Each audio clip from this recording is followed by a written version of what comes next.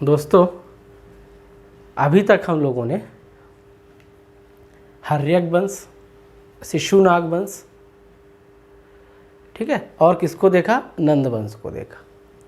अब इस जो टाइम पीरियड को हम लोग पढ़ रहे हैं, इस टाइम पीरियड को जो हम लोग पढ़ रहे हैं, इसी टाइम पीरियड के बीच में भारत में कुछ आक्रमण होंगे।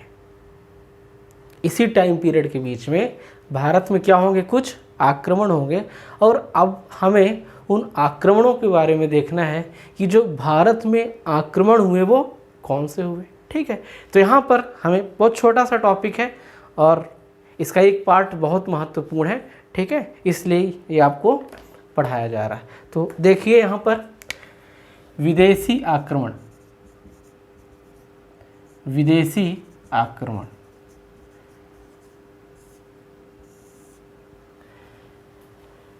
अब यहाँ पर भारत में 2 विदेशी आक्रमण हुए। कितने विदेशी आक्रमण हुए? 2 विदेशी आक्रमण हुए। जो पहला विदेशी आक्रमण हुआ, यानी ये भी कहा जा सकता है कि भारत में पहला विदेशी आक्रमण जो हुआ वो किसके द्वारा हुआ? ईरानियों के द्वारा हुआ। ये बहुत इंपॉर्टेंट है, ध्यान रखेंगे आप। किसके द्वारा? ईरानियों के द्वारा। और जो दूसरा हुआ वो हुआ यूनानी के द्वारा। यानी भारत में पहला विदेशी आक्रमण किसके द्वारा हुआ? ईरानियों के द्वारा हुआ। कुछ बुकों में आपको ये भी मिलेगा कि भारत में जो पहला आक्रमण हुआ किसके द्वारा हुआ? आर्यों के द्वारा हुआ।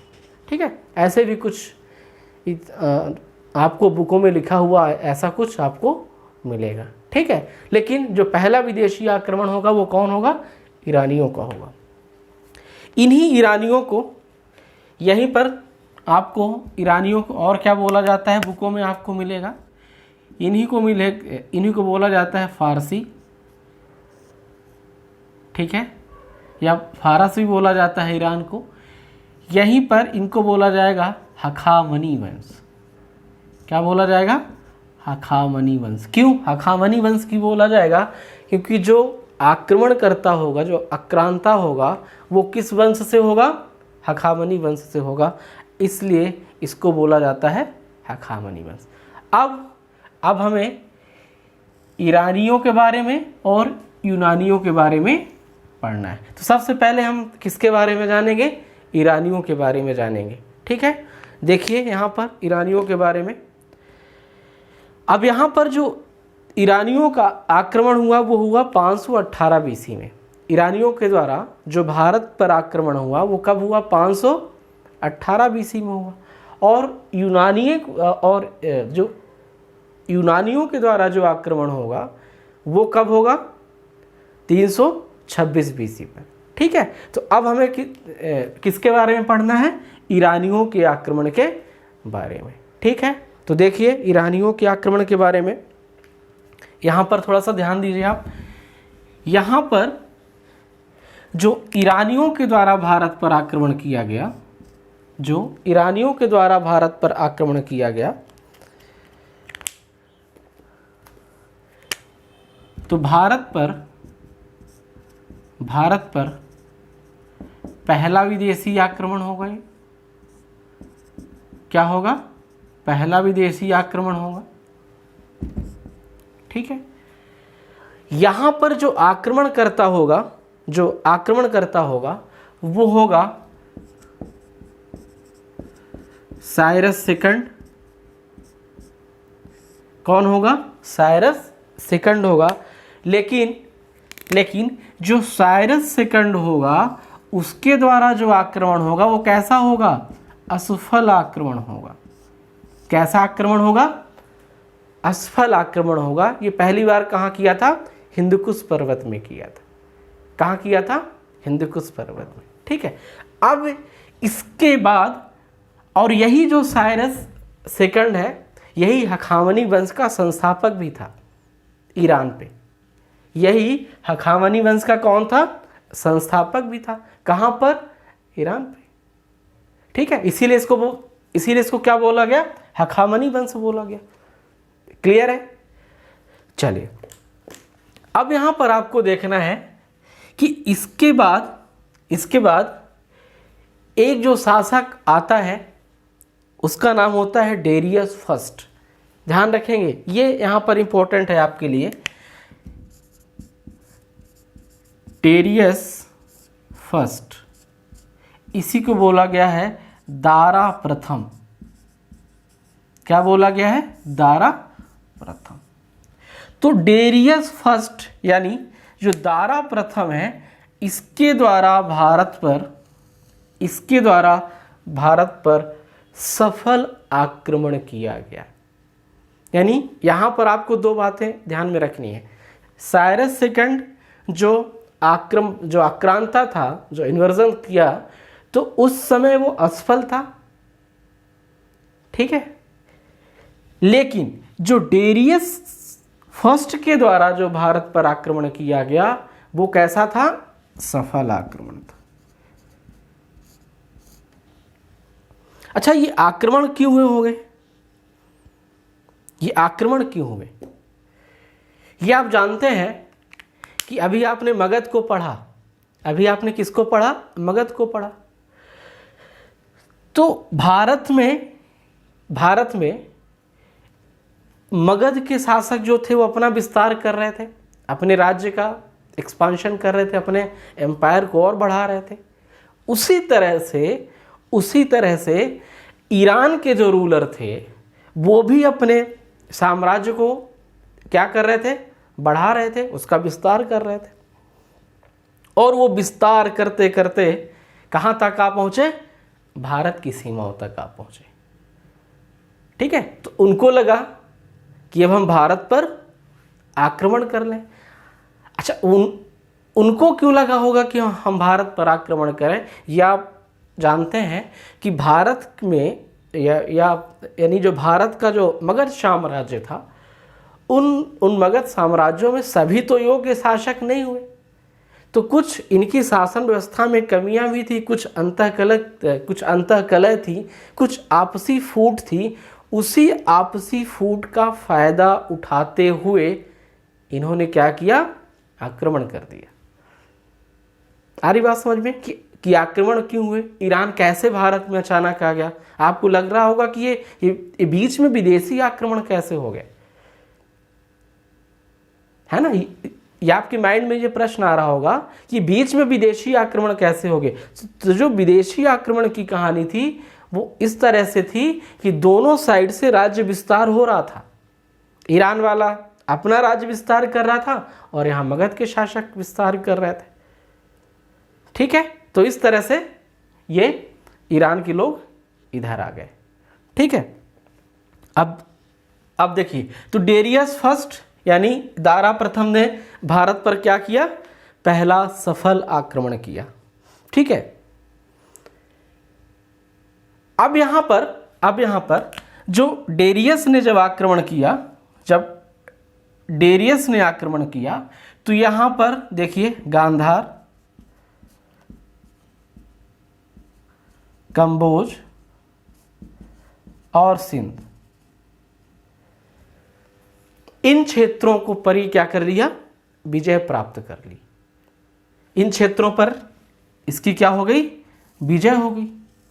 क्योंकि आप जानते हैं, आपको ये पता है कि अगर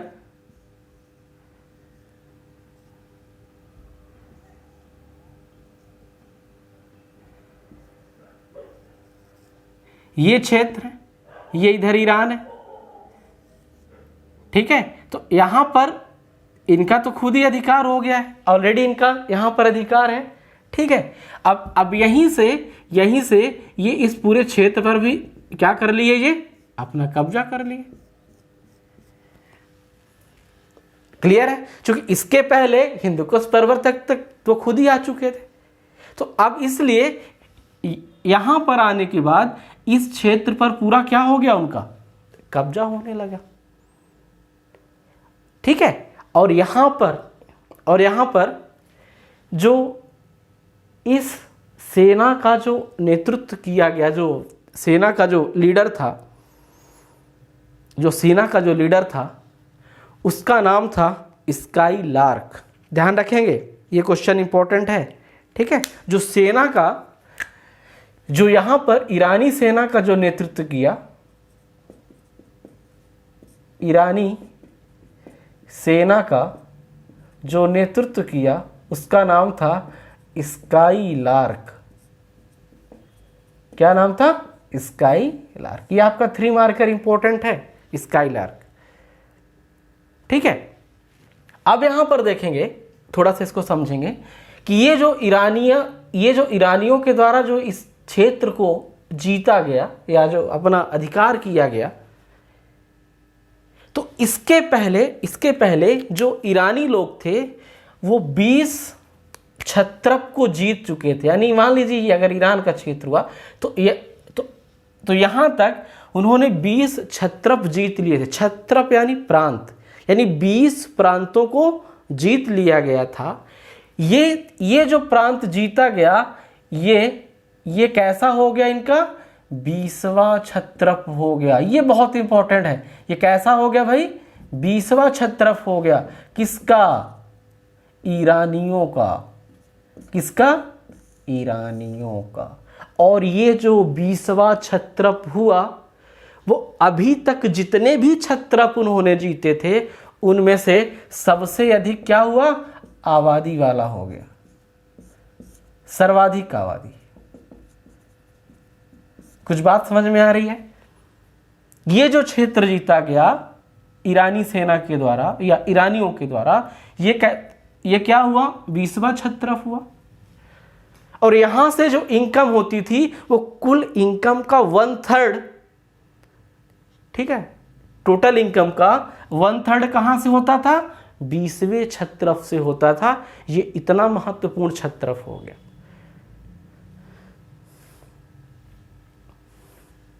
ठीक है, ये बात समझ में आई? तो इस तरह से विदेशी आक्रमण भारत में हुए और इस क्षेत्र को क्या कर लिया गया? जीत लिया गया। और ये कौन सा क्षत्रप बना ईरानियों के द्वारा? 20वां क्षत्रप बना, जो सर्वाधिक आबादी वाला था। ठीक है, और यहां ये क्या था? कुल इनकम का 1/3 इनकम कहां से होती थी? 20वें क्षत्रप से होती थी। और यहां पर जो सेना का नेतृत्व किया वो किसने किया? स्काई लार्क ने किया। ठीक है, ये आपको ध्यान रखना है। यानी साइरस सेकंड और डेरियस फर्स्ट, यानी दारा प्रथम को ही आपको क्या रखना है? याद रखना है। ठीक है, अब देखिए यहां से, अब ईरानी आए भारत को, ये कुछ स्थानों पर उन्होंने अपना अधिकार कर लिया। ठीक है, अब यहीं पर इनके कुछ प्रभाव भी थे। किनके प्रभाव? ईरानियों के प्रभाव। कुछ प्रभाव छोड़ के गए, उनमें देखिए क्या है, प्रभाव कैसे हैं। जैसे आप जब आगे अशोक को पढ़ेंगे तो ईरान में क्या होता था, जैसे आप ईरान में क्या होता था कि राजा के द्वारा या रूलर के द्वारा कोई भी अगर संदेश दिया जाता था तो वो स्तंभ लेख में लिखा जाता था, है ना? किसमें? स्तंभ लेख में लिखा जाता था। तो अब देखिए, अब जब आप मौर्य साम्राज्य पढ़ेंगे तो जब अशोक को आप पढ़ेंगे तो अशोक की जो बातें होंगी, जो अशोक, आप जानते हैं कि सर्वाधिक चीज़ें कहाँ पर लिखी गई थी? अभिलेखों में लिखी गई थी। ठीक है, तो ये जो अभिलेख में लिखने की जो पद्धति आई, ये कहाँ से आई? ईरानियों के द्वारा आई। ठीक है, बस ऐसे ही कुछ महत्वपूर्ण कार्य किए गए, वो महत्वपूर्ण प्रभाव हैं, उनको देखिए थोड़ा सा। यहाँ पर ये एग्जाम में पूछा जा चुका क्वेश्चन है, ईरानियों का प्रभाव क्या है। ठीक है, ईरानियों का प्रभाव क्या है, ये आपसे क्वेश्चन पूछा जा सकता है। ठीक है, तो देखिए ईरानियों पर, ठीक है, भारत पर प्रभाव किसका? ईरानियों का। भारत पर ईरानियों का प्रभाव। ठीक है, देखिए इसको। पहली बात, जो पहला प्रभाव हुआ, जैसा मैंने आपसे कहा कि अभिलेखों को उत्कीर्ण करने की प्रथा या कला, ठीक है, अभिलेखों को उत्कीर्ण करने की कला। ठीक है, अन्य व्यापारिक मार्ग खोले गए, अन्य व्यापारिक मार्गों का पता चला। ठीक है, इसी तरह से क्षत्रप प्रणाली की शुरुआत।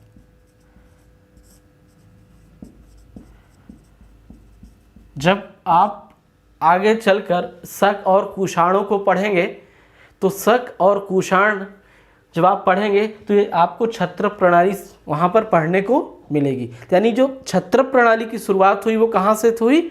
ईरान से हुई। ठीक है, यहाँ पर समुद्री मार्ग की खोज हुई, जैसे मैंने बोला कि कई व्यापारिक मार्गों के बारे में पता चला। ठीक है, आरमाइक लिपि का यहाँ पर प्रसार हुआ, आरमाइक लिपि का प्रसार। और यही जो आरमाइक लिपि है, जो आरमाइक स्क्रिप्ट है, ये आगे चल के क्या बनेगी? खरोष्टी लिपि बनेगी। यही जो आरमाइक लिपि अभी यहाँ पर आप देख रहे हैं, ये फिर आगे चल के क्या बनेगी? खरोष्टी लिपि बनेगी। तो इस तरह से ईरान के लोगों के द्वारा हमें इसी चीज़ें सीखने को मिली। इसीलिए बोला जाता है कि ईरानियों का भारत पर प्रभाव पड़ा। वो क्या प्रभाव था वो मैंने आपको बता दिया। ये इम्पॉर्टेंट है, ये क्वेश्चन पूछा गया है और पूछा भी जा सकता है। ठीक है, तो ये कहानी थी किसकी? ईरानी विदेशी आक्रमण की। इसी को हखामनी बोला गया, इसी को फारसी या फारस बोला जाता है। ठीक है, ये चीज़ आप ध्यान रखेंगे। ठीक है, चलिए अब हम लोग देखते हैं यूनानी आक्रमण को। किसको देखते हैं भाई? यूनानी आक्रमण को देखते हैं। तो आपको स्काईलार्क को भी याद रखना है। स्काईलार्क, ठीक है, एक सेनापति था जो लीड किया। ठीक है, चलिए अब देखिए यहाँ पर विदेशी किसके बारे में हमको देखना है? यूनान के बारे में या यूनानी के बारे में। देखिए, जब हम यूनानियों की बात करते हैं, जब हम यूनानियों की बात करते हैं तो यहाँ पर इसी यूनान को बोला जाता है मकदूनियाई, या इसी को क्या बोला जाता है? यहीं पर एक ईरान का क्षेत्र था मकदूनिया। क्या था? मकदूनिया, या इसी को अब क्या बोला जाता है? मेसिडोनिया। अब क्या बोला जाता है? मेसिडोनिया। ठीक है, तो यहाँ जो बात हो रही है, यहाँ हमको सिर्फ एक ही व्यक्ति को पढ़ना है और वो पढ़ना है किसको? सिकंदर को। किसको पढ़ना है भाई? सिकंदर को पढ़ना है, जो सबसे इम्पोर्टेंट है, बहुत इम्पोर्टेंट है सिकंदर। ठीक है, अब देखिए सिकंदर के बारे में। तो ये जो सिकंदर था, इसके पिता, देखिए थोड़ा सा सिकंदर को, इसके पिता थे फिलिप सेकंड।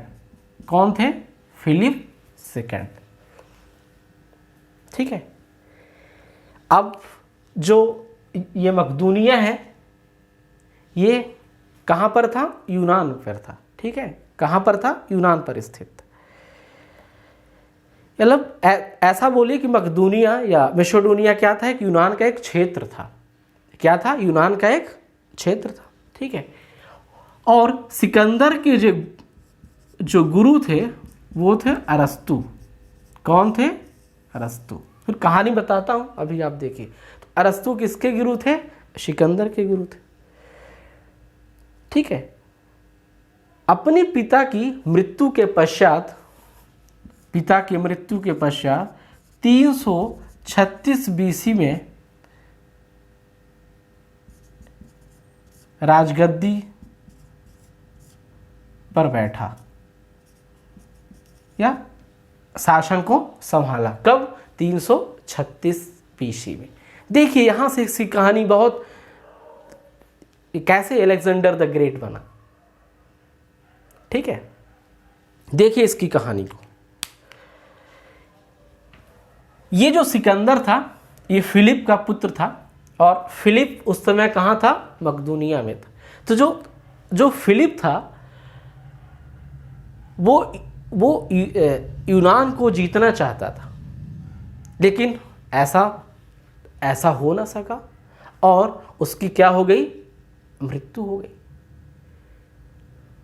तो अब यहीं पर उसके मृत्यु के बाद 336 बीसी में 336 पर, यानी जब जो सिकंदर था वो कितने वर्ष का था? सिर्फ और सिर्फ 20 ईयर ओल्ड, सिर्फ 20 वर्ष का था। और गद्दी पर बैठने के बाद सिकंदर ने अपने पिता के विजन को आगे लेके गया, और पिता को तो सिर्फ यूनान जीतना था, सिकंदर के दिमाग में उससे भी बड़े साम्राज्य को जीतने की बात आ गई, और फिर सिकंदर ईरान की विजय के लिए निकल पड़ा। तो 330 बीसी में वो ईरान की विजय के लिए निकला। ईरान की विजय में के लिए कैसे निकला? अब यहां पर आपको एक बात और समझना है कि जो सिकंदर था वो भारत पर आक्रमण करने कैसे आया। तो कहानी का ट्विस्ट यहां पर यह है कि जब हम 4th BC की बात करते हैं तो उस समय ईरान और यूनान के बीच कुछ संबंध सही नहीं थे। ईरान और यूनान के बीच कुछ रिलेशन सही नहीं थे, और उसी समय ये जो सिकंदर था वो ईरान को विजय करने चला, और 327 बीसी में उसने क्या किया? ईरान को जीता, यानी ईरान पर जीत, यानी जो पूर्वी ईरान था उसको क्या कर लिया? जीत लिया। तो एक ईरान का जो शासक था उस समय, उस शासक का नाम था साइरस थर्ड। तो साइरस थर्ड को पराजित कर दिया, और जबकि साइरस थर्ड, ऐसा बोला जाता है कि उसका क्षेत्र सिकंदर के क्षेत्र से 40 गुना बड़ा था। इतने बड़े एम्पायर को और इतने बड़े पावरफुल व्यक्ति को एक छोटा सा व्यक्ति क्या किया? हरा दिया। वहीं से इसका नाम क्या हो गया? अलेक्जेंडर द ग्रेट हो गया, महान सिकंदर हो गया। यहीं से इसका नाम क्या हो गया? सिकंदर महान हो गया।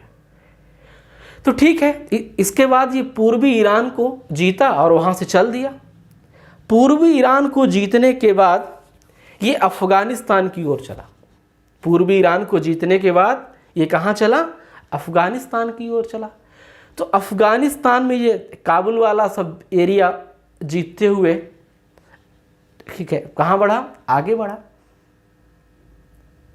और वहीं पर एक सिकंदरिया नाम का एक शहर का निर्माण कर दिया। अपने ही नाम से इसने क्या कर दिया? एक शहर का निर्माण कर दिया। फिर आगे चलने के बाद आगे और बढ़ा, और इसने अपनी सेना को 2 भागों में तोड़ दिया, या 2 भागों में डिस्ट्रीब्यूट कर दिया। एक सेना का नेतृत्व खुद किया, और दूसरी जो सेना थी उसका नेतृत्व ये दूसरे लोगों को दे दिया। यानी एक इसका जो दूसरा पार्ट था उसमें 2 सेनापति बनाए। एक बनाया फेहस्तियन, नाम याद रखना आपको, एक बनाया फेहस्तियन और दूसरा बनाया प्रेडिक्स। क्या बनाया? परडिक्स। ठीक है, तो फेहस्तियन और परडिक्स 2 इसके क्या थे? सेनापति थे, जो खैबर दर्रा के होते हुए भारत में प्रवेश करने लगे। ठीक है, यानी सिंध के क्षेत्र में। और ये जो इस मतलब जिस टुकड़ी का नेतृत्व सिकंदर करता था, वो जो पर्वत में जो पर्वतीय जाति थी, अस्साक करके था। अस्साक करके कुछ पर्वतीय जात थी, ये उनसे लड़ाई करते हुए आगे बढ़ा। क्योंकि जब जैसे ये पर्वत में निवास किया तो जो अस्साक जाति के लोग थे उन्होंने क्या किया, इसका विरोध किया। जब इसका विरोध किया तो ये उनकी क्या करने लगा, हत्या करने लगा। जब हत्या करने लगा और किसकी, पुरुषों की हत्या कर दिया, तो वहां की जो महिलाएं थी वो क्या हो गई, जागृत हो गई। और महिलाओं ने क्या किया, मोर्चा संभाल लिया और फिर सिकंदर से युद्ध होने लगा। फाइनली विजय तो सिकंदर की ही हुई, लेकिन उन महिलाओं ने क्या किया, मोर्चे को संभाला और उसको जीतने के बाद ये धीरे धीरे कहाँ बढ़ा, आगे बढ़ा। इस तरह से सिकंदर का भारत पर आक्रमण हो गया और सिकंदर कहाँ आ पहुंचा, सिंध प्रांत में आ पहुंचा। आ गया भाई, सिकंदर कहाँ आ गया, सिंध प्रांत में आ गया। अब देखना यहां पर ये कहानी हो गई सिकंदर के आगमन की, कि सिकंदर आ चुका है। ठीक है, ये कहानी हो गई। अब यहीं पर जब सिकंदर आ जाता है, तो यहां पर एक फिर से नई कहानी होती है। आप इसको समझेंगे जो बहुत इंपॉर्टेंट एग्जाम के लिए। यहीं पर होता है बितस्ता का युद्ध। किसका युद्ध, बितस्ता का युद्ध, या इसी को बोला जाता है हाइडेस्पिस का युद्ध। देखिए इसको, बितस्ता का युद्ध, या इसी को बोला जाता है हाइडेस्पिस का युद्ध। ये यूनानी नाम था। और बितस्ता आप जानते हैं किसका पुराना नाम है, झेलम का नाम है। ठीक है, तो अब देखिए ये कहाँ आ गए, सिंध प्रांत पर आ गए। ठीक है, कहाँ पर आ गए भाई, सिंध प्रांत पर आ गए। अब आप देखेंगे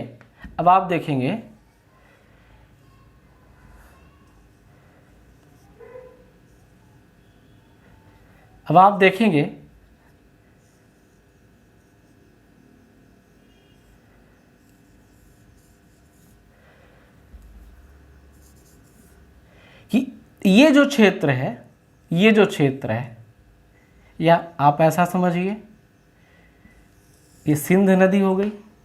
ठीक है, यहीं से आपको झेलम, ठीक है, चिनाब, ठीक है, ये सब नदियां मिलेंगी, 7 नदियां। ठीक है, अब जब वो यहां आ गया इस क्षेत्र में, तो झेलम यानी किसके बीच, सिंधु नदी और झेलम के बीच एक शासक का राज्य था जिसका नाम था आम्भी। क्या नाम था, आम्भी। सिंध और झेलम के बीच जिस व्यक्ति का शासक था, जो रूलर था, उसका नाम था आम्भी। और कुछ और छोटे छोटे शासक यहाँ निवास करते थे। ठीक है, तो यही इसका एक और दोस्त था, या क्षेत्रीय शासक ऐसे रहे होंगे छोटे मोटे, उनका नाम था शिशुगुप्त नाम था। क्या नाम था, शिशुगुप्त। तो ये दोनों यानी आम्भी और शिशुगुप्त, जो आपका शिशुगुप्त था, वो सिकंदर से क्या कर लिए, मिल गए, यानी आत्मसमर्पण कर दिया, सिकंदर से हार को स्वीकार कर लिए। ठीक है, अब जब सिकंदर के लिए ये वाला रास्ता खाली हो गया, मतलब अब यहां उसको कोई रोकने वाला नहीं है ना, तो अब सिकंदर कहां पहुंच गया, अब सिकंदर पहुंच गया कहां पर, यहां पर, यानी झेलम से आगे, यानी झेलम और चेनाब के बीच। और यहां पर झेलम और चेनाब के बीच जो शासन सत्ता थी वो किसके पास थी, वो थी पोरस के पास। यहां का जो शासक होगा वो कौन सा होगा, पोरस होगा। और यहीं पर सिकंदर और पोरस के मध्य युद्ध होगा। कब होगा? वो युद्ध होगा 326 बीसी पर। किसके बीच? पोरस और सिकंदर के बीच। ये सबसे इम्पोर्टेंट बात है, पोरस और सिकंदर के बीच, जिसमें विजय किसकी होगी? सिकंदर की होगी। ये चीज़ आपको बतानी थी, ये बहुत इंपॉर्टेंट है, कई बार 3 मार्कर में पूछा जा चुका है। ठीक है, वितस्ता का युद्ध, ठीक है, ये कई बार पूछा जा चुका है, इसको आप ध्यान रखेंगे। ठीक है, यहां से कितने 3 मार्कर बन सकते हैं? सिकंदर ऑलरेडी बन सकता है, ठीक है, वितस्ता का युद्ध बन सकता है, ठीक है, हाइडेस्पीज बन सकता है, कोई भी बन सकते हैं, तो ये आपको ध्यान रखना है। ठीक है, अब क्या हुआ कि जब सिकंदर यहां पहुंच गया तो सिकंदर ने एक दूत भेजा, किसके पास? पोरस के पास। और पोरस को ये कहा कि आपको सिकंदर ने बुलाया है। भैया सिकंदर ने बुलाया है, तो पोरस ने बोला कि हाँ मैं बिल्कुल मिलूंगा। या क्यों? मैं बिल्कुल मिलूंगा, क्यों नहीं मिलूंगा, लेकिन कहाँ पे मिलूंगा? एक युद्ध स्थल पर मिलूंगा, यानी मैं आत्मसमर्पण नहीं करूंगा, युद्ध करूंगा। और यहां पर यह भी था, ये आम्भी ने ऐसा काम क्यों किया? क्योंकि आम्भी और पोरस के मध्य क्या थी? संबंध अच्छे नहीं थे। तो पोरस को हराने के लिए या पोरस को वहां से हटाने के लिए आम्भी ने किसका साथ ले लिया? सिकंदर का साथ ले लिया। क्योंकि आपको पता है कि सिकंदर उस समय सबको जीतते हुए आ रहा था, ईरान यूनान सबको जीतकर आ रहा था। तो किसी के मन में सिकंदर को लेके ऐसी तो गलत फहमी नहीं थी कि ये किसी को हरा नहीं सकता है। तो एक विशाल साम्राज्य को जीतने वाला व्यक्ति क्या पोरस को नहीं हरा सकता? इसलिए आम्भी ने किसका साथ दे दिया? सिकंदर का साथ दे दिया और सिकंदर आगे बढ़ा। तो अब यहाँ पर जब पोरस तो नहीं गया, लेकिन पोरस ने ये संदेश दे दिया कि हम कहाँ मिलेंगे? युद्ध के मैदान में मिलेंगे। तो इस बात को लेकर जो सिकंदर था वो क्या हो गया? नाराज हो गया और युद्ध के लिए तैयार हो गया। तो युद्ध कहाँ हुआ? यहां पर, चूंकि अब यहां तक तो आ चुका था, वो झेलम नदी के तट पर हुआ। कहां पर हुआ? झेलम नदी के तट पर हुआ। कब हुआ? 326 बीसी पर हुआ। ठीक है, तो यहां पर जब युद्ध हुआ तो सिकंदर ने पोरस की सेना देखकर क्या हो गया? डर गया। और यहां पर आमने सामने युद्ध नहीं हुआ। सिकंदर इतना डर गया पोरस की सेना से कि आमने सामने युद्ध नहीं हुआ। यहां पर सिकंदर के सैनिकों ने चाल चली, और चाल ये चली कि जो नदी के उस साइड जो उसकी सेना थी, उन्होंने एक छद्म किया और वहां से 20-25 किलोमीटर दूर जाकर आवाज लगाई। जब आवाज लगाई तो जो पोरस के सैनिक थे, इनको लगा कि कहीं दूसरी जगह से आक्रमण कर रहे हैं, वो वहां से हट गए। और जबकि वो सब वहीं क्या थे? छुपे हुए बैठे थे। इसलिए वहां से क्या हो गए? वो आक्रमण कर दिए। और इस आक्रमण में जो फाइनली हुआ, हारते हारते मतलब लड़ते लड़ते जो पोरस की सेना थी वो क्या हो गई? हार गई। पोरस की सेना हार गई। पोरस को बंदी बनाया गया।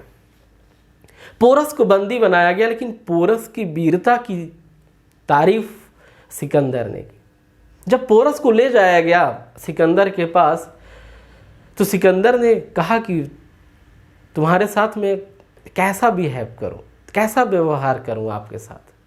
तो पोरस ने कहा कि आप हमारे साथ वैसा ही व्यवहार करिए जैसा एक राजा किसी दूसरे राजा के साथ करता। इस बात से सिकंदर और प्रभावित हो गया।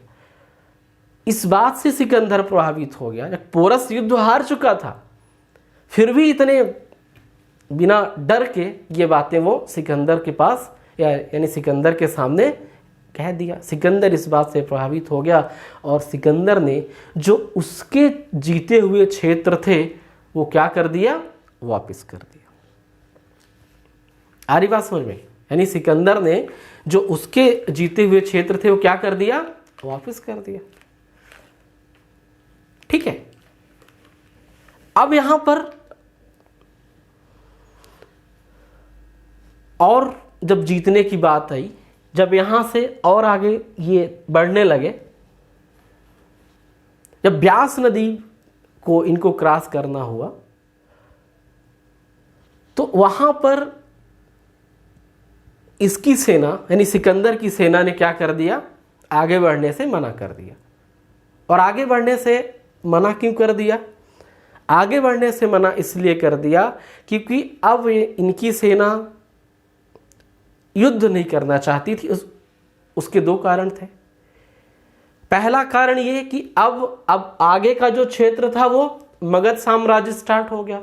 यानी उस समय मगध का जो शासक था वो कौन सा था? धनानंद था। कौन था? धनानंद था। तो कुछ इतिहासकार ये बोलते हैं कि जो सिकंदर की सेना थी वो मगध साम्राज्य की सेना से डर गई। और दूसरी बात ये कहते हैं कि 10 साल से कंटिन्यू उसकी सेना युद्ध करते आ रही थी, तो वो क्या हो गई, फाइनली थक गई। और इस तरह से उसकी सेना ने युद्ध करने से मना कर दिया। तो कहते हैं ना कि अपनों से ही सबको हारना पड़ता है। तो यहीं से सिकंदर क्या हुआ, रिटर्न हो गया। अब जब सिकंदर वापस जा रहा था, यानी 19 महीने सिकंदर भारत में रहा। कितने महीने रहा? 19 महीने रहा। अब यहीं से सिकंदर की क्या हो गई, वापसी हो गई। और यहीं से झेलम के रास्ते सिंध नदी के तट पर यहाँ आते हुए वो क्या हुआ, अपने घर को जाने लगा। अच्छा, जब यहाँ पर आया तो उसकी जो सेना थी वो भी 2 भागों में बट गई। उसकी जो सेना थी वो 2 भागों में बट गई। कुछ जल मार्ग से गए और कुछ कैसे गए, स्थल मार्ग से गए। ठीक है। तो जो जल मार्ग से गए उसका जो नेतृत्व किया वो किया नियारकस ने। ये एग्जाम में पूछा गया है क्वेश्चन। ठीक है, कौन सा? नियारकस। ध्यान रखना भाई। जो जल मार्ग से गए उसका नेतृत्व कौन किया? नियारकस ने किया। और स्थल मार्ग का नेतृत्व किसने किया? खुद सिकंदर ने किया। ठीक है। और इस तरह से 323 बीसी में 323 बीसी में बगदाद के निकट, है ना, बगदाद के निकट बेबीलोनिया में क्या हो गई, सिकंदर की मृत्यु हो गई। कहाँ पर? बेबीलोनिया में सिकंदर की मृत्यु हो गई। यानी ये आपको ध्यान रखना है कि सिकंदर ऐसा शासक था जिसका जन्म मकदूनिया में हुआ, यानी यूरोप में हुआ। ठीक है। कब हुआ? 356 बीसी में। ये आपको याद रखना है, तो आप इसको लिख लें। ठीक है। सिकंदर जन्म कब हुआ भाई? जन्म हुआ 356 बीसी। ठीक है, मकदूनिया। ठीक है। इसके बाद जो इसकी मृत्यु हुई वो कहाँ हुई? बेबीलोन में। ठीक है, या बेबीलोनिया इसको बोला जाता है। और दफन कहाँ हुआ? सिकंदरिया यानी अफ्रीका में। ठीक है। ये चीज़ आपको ध्यान रखना है, ये महत्वपूर्ण पॉइंट है यहाँ पे। ठीक है। तो इस तरह से सिकंदर की कहानी खत्म होती है। तो आपको बितस्ता का युद्ध रखना है। ठीक है। कौन जीता, कब हुआ, पोरस का राज्य कहाँ था, आम्भी का राज्य कहाँ था।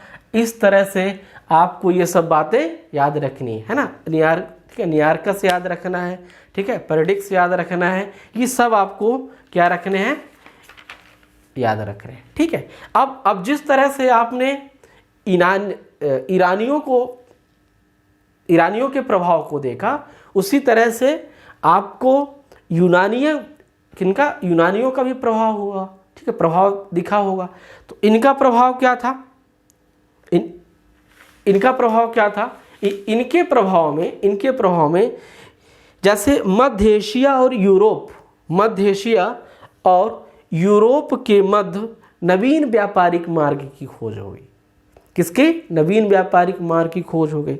इसके बाद कुछ सांस्कृतिक आदान प्रदान होने लगे, बहुत सारे वेशभूषा, है ना, ये सब चीज़ें ट्रांसफ़र होने लगी।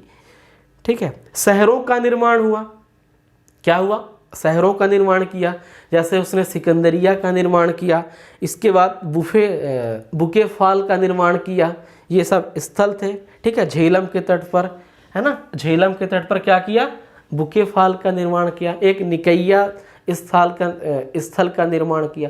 तो इस तरह से बहुत सारे प्रभाव यूनानियों के भारत में पड़े। ठीक है, तो अगर यहाँ पर आपसे पूछा जाए कि यूनानी क्यों भारत पर आक्रमण किए, तो आप जानते हैं कि यूनानियों को भारत के बारे में सही रास्ता ईरानियों के द्वारा मिला था, और ये भी पता चला था कि भारत कैसा है, संपन्न है, वहाँ पर आक्रमण करने से अच्छे साम्राज्य का विस्तार किया जा सकता है। ये बात यूनानियों को किसके द्वारा पता चली थी?